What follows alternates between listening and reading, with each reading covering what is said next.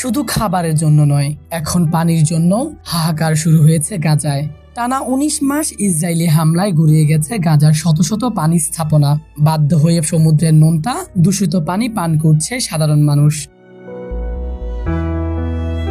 আল জাজিরার তথ্য সূত্রে জানা যায়, গাজায় ধ্বংস করা হয়েছে ৭১৯টি পানির কূপ। ৫ এপ্রিল ইসরায়েলি কোম্পানি ম্যাকরোট বন্ধ করে দেয় সুপেয় পানির প্রধান উৎস মাউন্টেন।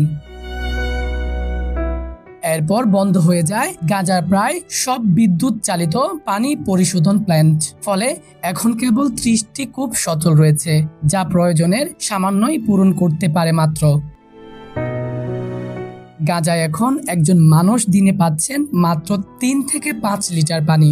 চরম সংকটে বাজারে পানির দামও বেড়েছে কয়েক গুণ। আগে যে পানি পাওয়া যেত ফিলিস্তিনি টাকায় ২ শেকেলে, তা এখন বিক্রি হচ্ছে ৮ শেকেল পর্যন্ত।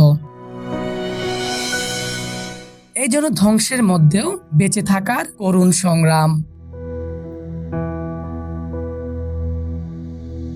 ফাহিমুল ইসলাম, ডেস্ক রিপোর্ট, বিডি আর্কাইভ।